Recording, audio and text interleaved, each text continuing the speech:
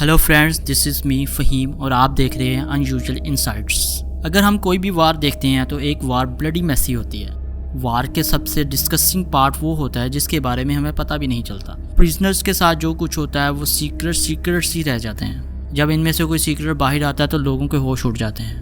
اور وار کے ٹائم پر ہر کنٹری کچھ ہیڈن جابس کرتی ہے، اور ایسا ہی سیکرٹ تھا رشیا کا، دی رشین سلیپ ایکسپیریمنٹ۔ نیند کس کو پسند نہیں؟ ہم میں سے کوئی ایسا نہیں جو زیادہ دن سوئے بغیر رہ سکتا ہے، لیکن وار کے درمیان جب تم فائٹ کر رہے ہوتے ہو تمہاری ساری نیند اڑ جاتی ہے۔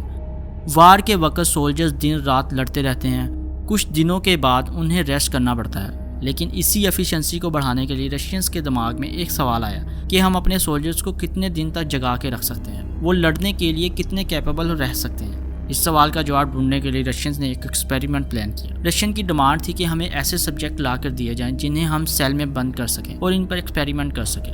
اب وار کے وقت تم سبجیکٹس کہاں سے لاؤ گے؟ یقیناً تم سبجیکٹس اپنے پریزنر کو ہی بناؤ گے۔ رشین نے دوسرے کنٹریز کے پکڑے ہوئے پریزنرز کو استعمال کیا۔ رشین نے 5 سبجیکٹ کو سلیکٹ کیا اور انہیں سیل میں بند کر دیا، اور اس سیل کے اندر ایک ڈکٹ تھا جس کے ذریعے وہ ایک گیس پروڈیوس کرتے تھے جس کو سونگنے کے بعد کسی بھی انسان کو نیند اڑ جائے گی۔ اس سیل کے اندر کتابیں تھی، کھانا تھا، ایک ٹوائلٹ تھا، لیکن بیڈز نہیں تھے۔ ان 5 پریزن سے پرومس کیا گیا کہ اگر وہ 30 دن تک بغیر سوئے رہ سکے تو انہیں چھوڑ دیا جائے گا۔ پہلے 5 دنوں میں کچھ زیادہ ڈفرنس نہیں دیکھا گیا۔ پہلے دن وہ کافی نارمل باتیں کر رہے تھے، لیکن 5ویں دن ان کی کنورسیشن بہت زیادہ ڈارک ہو گئی تھی۔ 5ویں دن یہ نوٹس کیا گیا کہ 5 سبجیکٹ اپنی زندگی کی ہر چیز کو لے کر پیرانوئڈ ہیں۔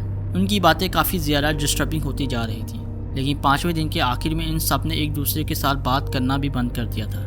پہلے رشین سائنٹسٹ کو لگا کہ یہ پاسبل ہیومن بیہیویئر ہے کہ گیس کی وجہ سے ایک دوسرے سے بات نہیں کر رہے۔ 5ویں دن سے 90ویں دن کے درمیان ان 5 سبجیکٹس میں سے ایک نے اچانک چلانا شروع کر دیا۔ وہ 3 گھنٹے تک لگاتار چلاتا رہا اور 3 گھنٹے کے بعد اس کی آواز نکلنا بند ہو گئی۔ بعد میں پتہ چلا کہ اس کے ووکل کارڈز پھٹ چکے تھے۔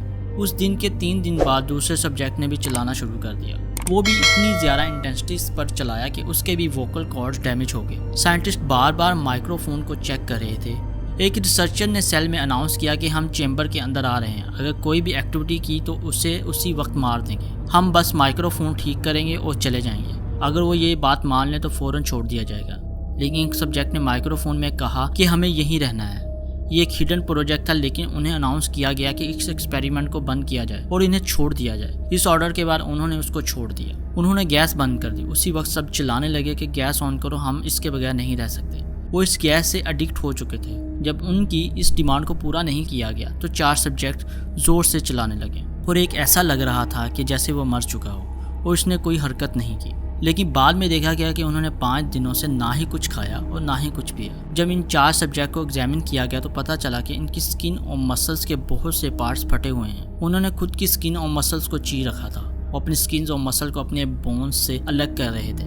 ایگزامن کرنے پر پتہ چلا کہ ان کا ڈائجسٹو سسٹم بالکل ٹھیک کام کر رہا ہے، لیکن وہ کھانا ڈائجسٹ نہیں کر رہے تھے، بلکہ وہ ان کی خود کی سکن اور مسلز تھے، وہ خود کو ہی ڈائجسٹ کر رہے تھے۔ سب سبجیکٹس اینیملز کی طرح بیہیو کر رہے تھے۔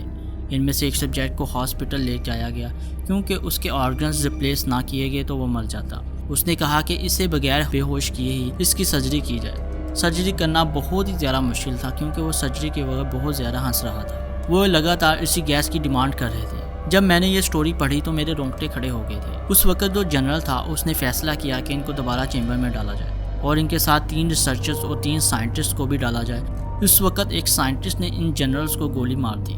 گولی مارنے کے بعد جب وہ سائنٹسٹ چیمبر کے اندر گیا تو اس کو یقین نہیں ہو رہا تھا کہ یہ انسان ہے۔ اس نے چلانا شروع کر دیا کہ میں ان کے ساتھ نہیں رہ سکتا۔ ایک سبجیکٹ نے آنسر دیا، جس شیطان سے تم ڈرتے ہو وہ ہم ہیں۔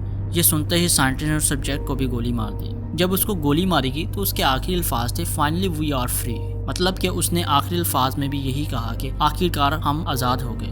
ناظرین، یہ تھی آج کی کہانی۔ میں امید کرتا ہوں آپ کو یہ پسند آئی ہوگی۔ آپ لوگوں کے ساتھ ملاقات ہوگی اگلی ویڈیو میں، تب تک کے لیے اپنا بہت زیادہ خیال رکھیے گا۔